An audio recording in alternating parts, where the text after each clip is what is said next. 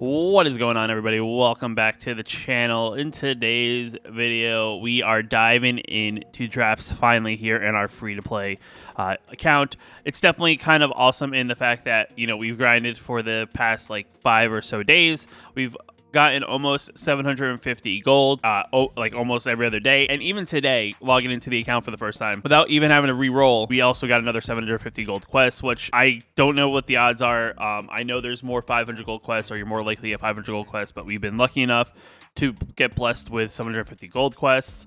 Another weird thing I noticed when I logged in is that my weekly quest finally capped, but I haven't played a game since I finished recording last night. I don't really know how that happened, but I guess maybe it was behind, but really in reality I completed it. Who really knows there? Our daily quests have also reset. And also logging in, we do have, I believe, to be the last challenge here in our color challenge when it comes to unlocking all the dual decks. This was definitely pretty cool in the sense that this will also give us some rare and mythic wild cards, which is definitely a boost to our overall currency. I think it's like 2 mythics, maybe 2 rares. I'm not really 100% sure how many you get, but any currency we get is definitely a boost. And then on top of that, we get the rest of the starters. And then after that, I can then go ahead and open packs that I have of those starter decks, just because I'll have acquired the cards that the starter decks would have had. And then also in the process of probably all this, we'll probably level up our mastery pass yet again, get to level 16 on it, which then gets another pack of Streets of New Capenna. Everything's just kind of coming together, which has definitely been pretty awesome. And I'm definitely excited to jump into some Midnight Hunt draft. If the drafts go well enough in Midnight Hunt, it could dictate where we go deck-wise when it comes to actually making a deck. A part of me is like wanting to, maybe if Midnight Hunt is good enough, maybe lean werewolves or something. I think werewolves are kind of cool, or maybe even look at zombies, because those are 2 archetypes that I enjoy from Midnight Hunt. But there's also vampires and things like that. But we'll see how it goes. The one thing I will note is, for drafting, I do have a tool that I do use. I'm not sponsored by them or anything, but it's a tool that I have. It's part of the untapped.gg's tool. It's just like a tracker. It gives me draft rankings. At the end of it, it will also recommend me, based on what I drafted, cards to put together to make a deck. It's definitely a cool tool. It's not a necessity tool. The one thing that's good about Quick Draft is that there's no timer in between picks, because we're drafting against AI. So we can kind of take our time, read cards if we need to, and kind of go from there. I am going to show you guys the first draft of my Midnight Hunt. I'll show you the drafting process, and then I'll probably grind out the games. I'll probably do what I normally do, and then we'll kind of go from there and kind of see what the progress is. If we end up, winning a handful of games, get enough currency, we can then pay in gems to then do another draft. So it's definitely kind of a cool thing. But let's just dive into the first draft and kind of see what's going on. All right, so our first pack is definitely a pretty decent pack. As you notice, like I said, I have untapped.gg, which is giving me card recommendations to pick. The fire ones mean these are really strong cards. Gold are pretty good, and then silver and bronze and then colorless are the weaker of them. So definitely an interesting first pack. We got Spectral Adversary, which is a great card in the sense that, sure, it's a flash card. It also, for 2 additional mana, we can pay additional times, and we can get that many +1/+1 counters, and then it phases up to that many targets until it just phases them out, which is definitely good. Delver is pretty cool. Delver decks are definitely pretty good right now in Standard. It's a cool card if the deck has a lot of non-creature spells, because it flips over and becomes a 3/2. If we can get Coven going, Trope is definitely another interesting card, because it's a green X where we can pay as much mana as we have open, and it comes in the battlefield with that many +1/+1 counters on it. And at the beginning of our end step, if we control 3 or more creatures with different powers, you get to put a +1/+1 counter on target creature. This card's good because it's a 1 mana 1/1, but then we can for 3 mana sacrifice another creature, draw a card, and then transform it, and then it becomes a 4/4. We also have Hoblin Zombie. It's a 3 mana 2/2 with Death Touch. Death Touch is great in drafting, just because it's good at blocking a lot of things. And then at the end, after it dies, we get a token that has that's a 2/2 zombie. Outside of that, nothing else is really sticking out, to be quite honest. I mean, it's either we're going blue or we're going black. I don't think we'll be going the other colors. I mean, green's a possibility, because it looks like we had a good green card in the uncommon, and then we have a lot of cards that'll probably rotate around that are probably also pretty decent. But I think, in the case of, drafting, one way to go about drafting too, especially when you're early on, is going rare drafting and, drafting the rare from the pack. And I think drafting the Spectral Adversary is probably strong here just in that sense. Not just in the fact that it's a rare, but also the fact that it's a pretty good card for limited. All right, so our next pack up is Not Excited in blue. The one thing we also want to be on the lookout for when we're going through this is also removal. Removal is definitely one of those things you definitely want a couple copies of. Another thing too is we don't have to really commit to a color. So if we wanted to, we could say take the Rockvale land. I don't know if it's going to rotate around, to be quite honest, but it's definitely one of those things that if you want to just rare draft and get cards, you can definitely go from there. But it's not going to really help if we want to go blue. We could go like 2 colors and go like blue-black. Consider's still a good card. So if we don't really know what other color we want to go to, we can draft Consider, stay blue. You can get something like an Interloper. It's a 2/1 vampire that would fly in. It's definitely not a bad card because it has flying, though it can't block. So it's definitely some options here. White is looking okay. I don't know if I'm really sold though on white. The Candlegrove Witch is decent.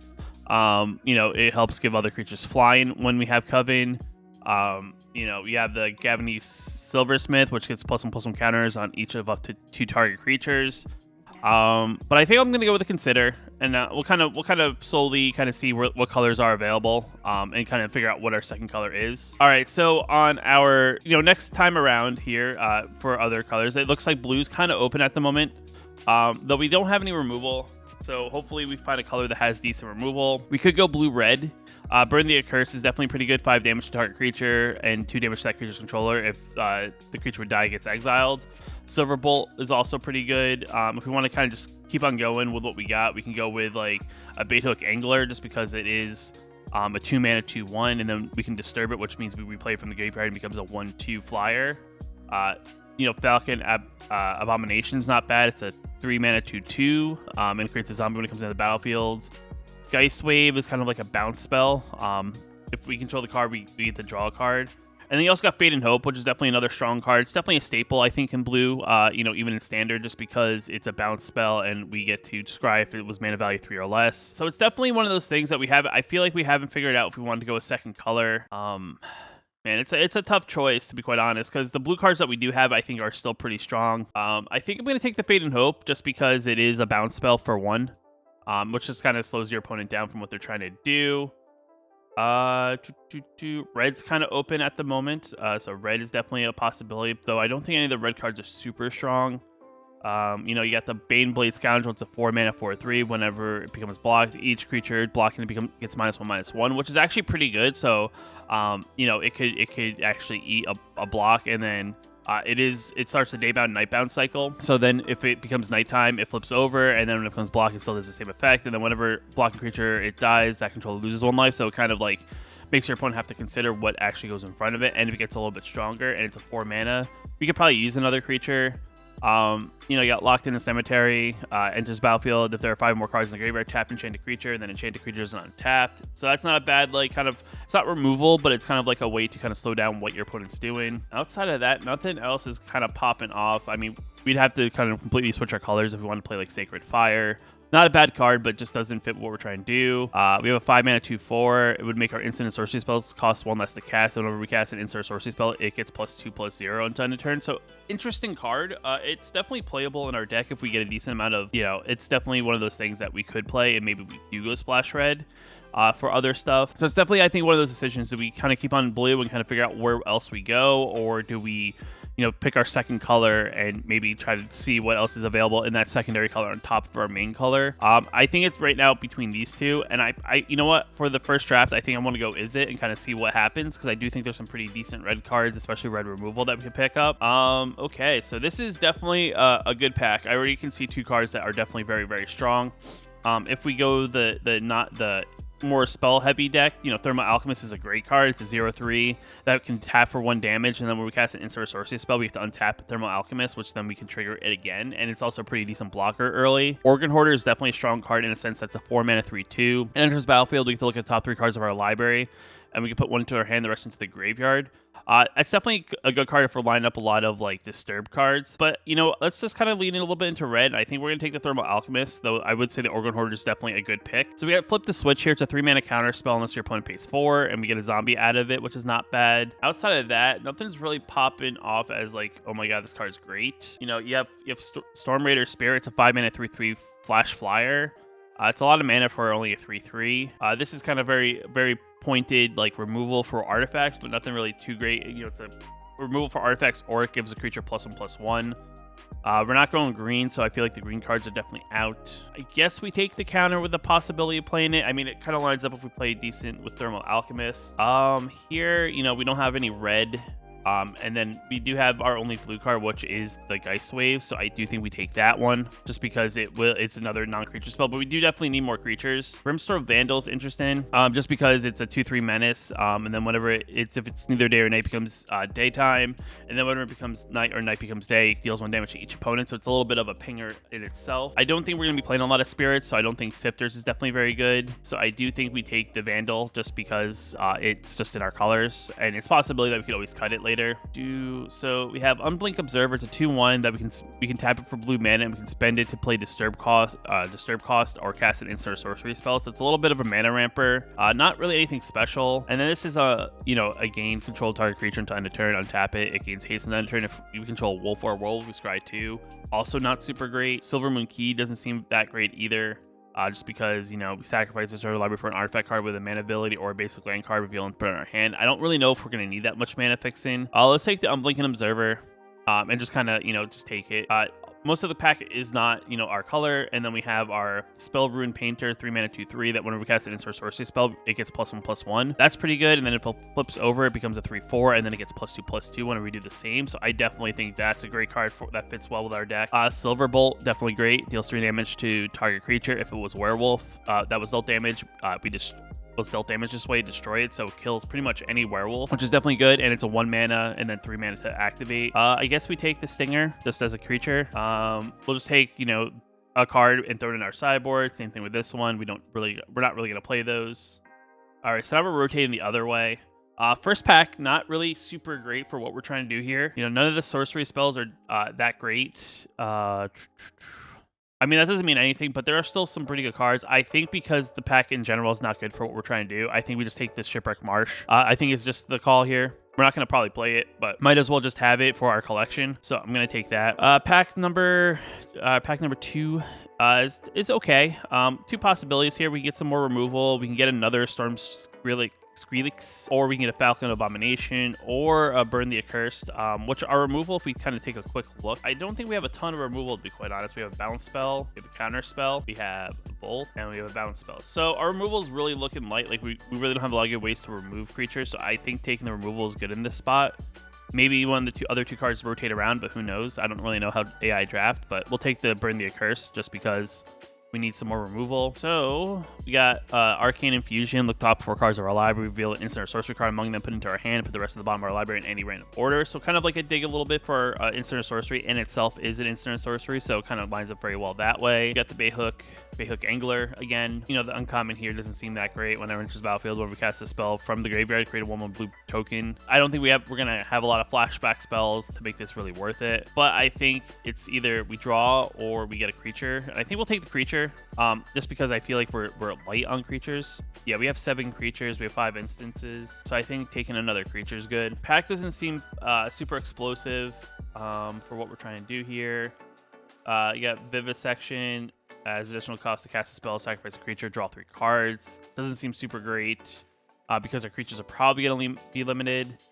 Drawn Yard Amalgams. Decent. I think that's probably the play here just because it's a decently large creature and we can make it unblockable in the late game, which can get those extra points of damage maybe to finish off our opponent. Outside of that, nothing else is really jumping out at us, and there's no rare, so I think we take the Amalgam just to have kind of like a big creature. Pack 5 is not great as well. You have the Component Collector. It's a 1/4 that if it either day or night, whenever night becomes day or day becomes night, we get to tap or untap target non-land permanent. Interesting card, not super explosive. We have Abandon the Post. not really good because we're not being super aggressive. Yeah, I mean, these packs unfortunately are not good for our colors, to be quite honest. I mean, we can take the black card from here just because we do have some cards that may fit into the archetype if we want to splash a third color. It return target creature card from a graveyard for 1 mana, and then we can always flash it back. I think that's the play. It doesn't sound super amazing, but I mean, out of what we had, it wasn't a lot of options. I think we take the Abomination here just because everything else is not in our color wheel.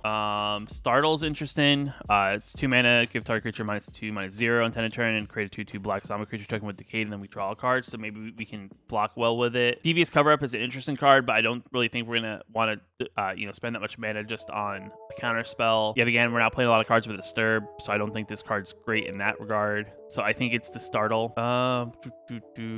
So we have a 2/5 Daybound Nightbound creature, 4 mana 2/5, and then if it becomes nighttime, it becomes a 6/5, which is actually pretty strong. We got Larder Zombie, a defender that we can tap 5 on. We can tap 3 on top creatures we control. We can look at the top card of our library. We may put into our graveyard, so kind of like a way to kind of scry a little bit, or kind of get rid of cards that we don't really want. Like if we're getting into the late game, we're drawing a land, but we don't need the land. Don't really actually have any 4-drops, so I think I'm gonna take the Ruffian just because it could become big and it blocks a lot, though it doesn't really attack well in the late game. Maybe we take the Larder because it's a 1 mana zombie and it's a 1/3, which is actually pretty good. Yet again, this pack's not great. I think we take another Drown Yard Amalgam just because we can mill a player 3 cards. Flip the switch. I guess another counter spell. I don't think we're gonna play the Ominous Roost, but might as well put it there. None of these cards are in our color wheel, but we'll grab the black card just because we may switch. We'll grab the Component Collector, and last card is a white mana equipment. So nothing great there. All right, pack number 3. We don't open up too many great cards for our color wheel. Locked in the Cemetery is not bad. Definitely a possibility. Just because, our removal's kind of lacking in that regard. Nothing else is really popping off. I know this card here saying like, oh, this is a card that you should probably take at 24, but I don't really know if we're going to splash black, and I think we take just a card to kind of lock down what our opponent's doing, and it only costs 2 mana, so we'll take the Locked in a Cemetery. I think we take the Smoldering Egg. It doesn't seem very good, but this is a card that's going to be super explosive, I think. Just because we play a lot of non-basics, a lot of instants and sorceries, and I think this is something we'll be able to pop off with. So I think we take the Smoldering Egg just because, one, it's a rare, and 2, it actually fits pretty well what we're trying to do in our deck. Nothing's really sticking out to me to be a great card in the pack. There's a lot of white. We already have 2 Amalgams. I don't really think we need a third. We're not really splashing black. This card's okay. I don't really think it's super great, but, pinging something for a point of damage, deals 1 damage to target creature, 1 damage to its controller, and we get to draw a card. It's okay, but I don't really think it's super great. We'll grab it and throw it in the sideboard.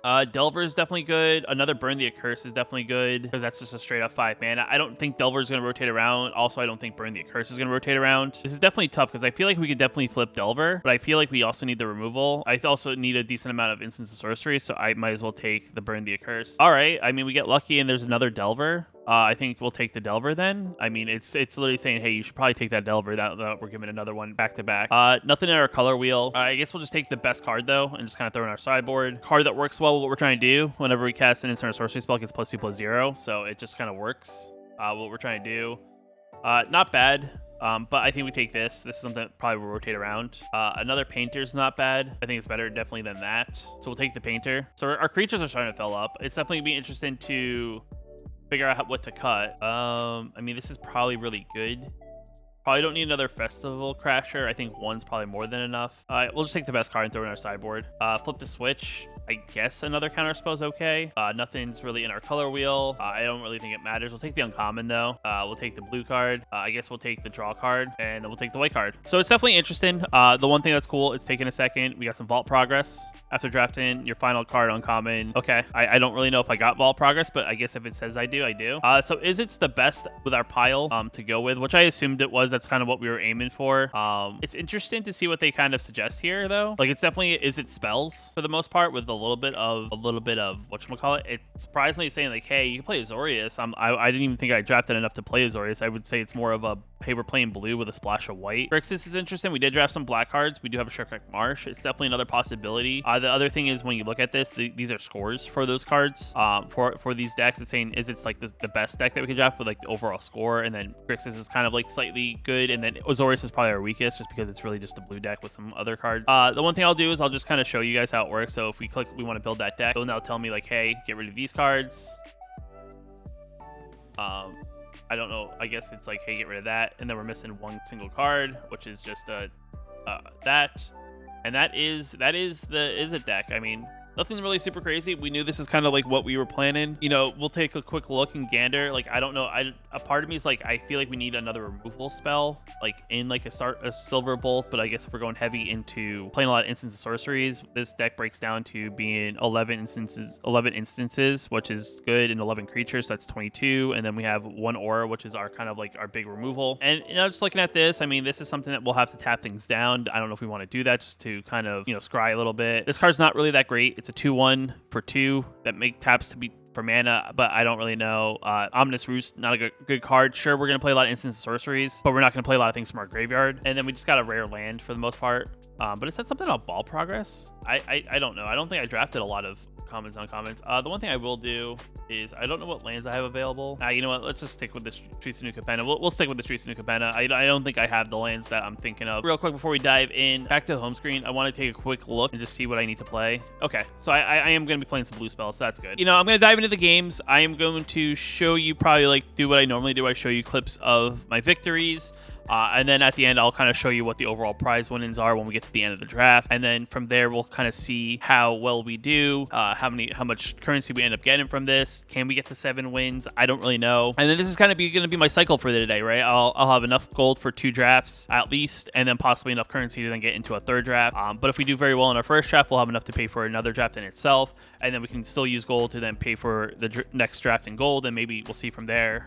But with that being said, let's just dive into the games and kind of see how we do.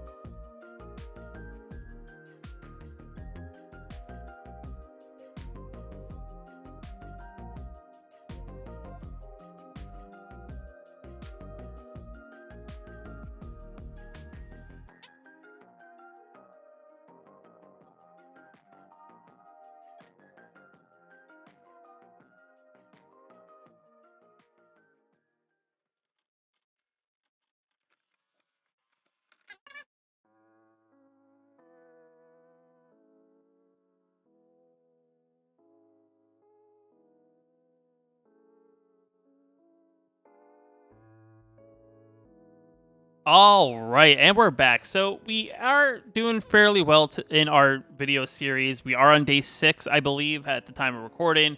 We have done 15 wins the past few days, which has definitely been beneficial, all except for the first day. We've started drafts. We've done very well in drafts. First draft was 5-3, second draft was 4-3, and last draft was actually 7-1.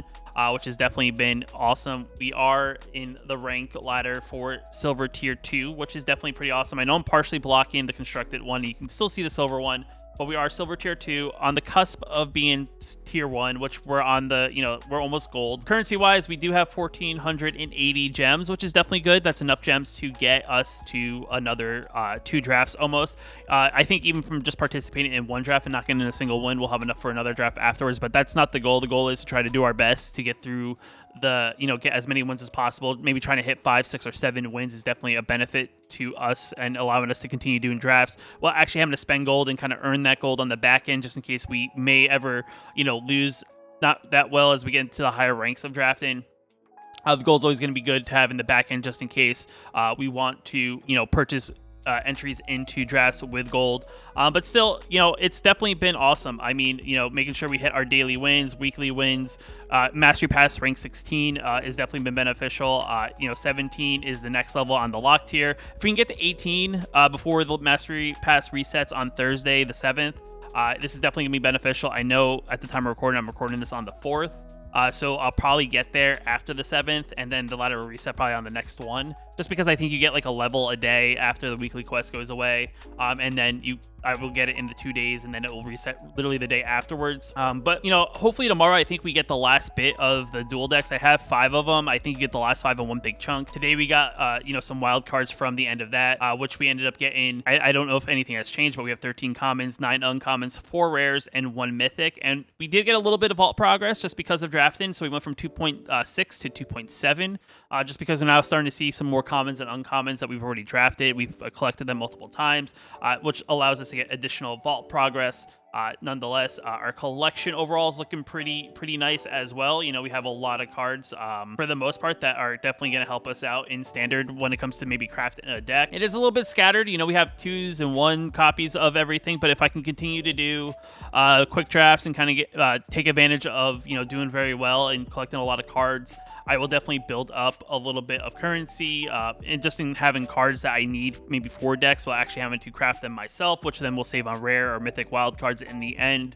But still, we have, a decent chunk of stuff. I know it's not a lot of stuff, but, for day 6 and only doing 3 drafts and not really opening too many packs just yet, I would say our spread is definitely pretty cool. I mean, another cool thing that has actually been pretty beneficial to us is that through doing drafts, I end up getting a green-red dual land and also blue-black dual land. So if we decide to go zombies or werewolves, we have at least one of the rare duels, which is the only downside is I do think these duels are included in the pre-con deck, so I don't think I'll get an additional one of each. From the dual decks, which is unfortunate, but still, it's the one thing you have to take an account when you're actually doing these things. But still, I think we have a lot of good stuff to kind of mess around with, to kind of build something eventually. We're not there yet. I'm not gonna go ahead and build something with what we have, and I do think if we can continue to do Midnight Hunt a couple more times, before it resets on Thursday the 7th. I believe it's the 7th or it's the 8th. I don't really know when the quick draft resets. I don't know if it's the same day as Baldur's Gate or if it's the day after. If we take advantage of that, do 3 of them a day, which ends up, I think, at the time of recording, it's Monday. That's Thursday, so that's another 3 days. So if I can do another 9 drafts, I think we'll definitely beef up our collection a lot more, get a lot more vault progress. We'll at least have a bunch of packs from Midnight Hunt, which will definitely be beneficial to us. We'll probably be a much higher limited rank than we are currently. But yeah, I mean, this is definitely one of those things. I mean, I'm very surprised on how much progress we have made in such a short amount of time. I thought it was actually going to be about at least a week before we really dove into anything.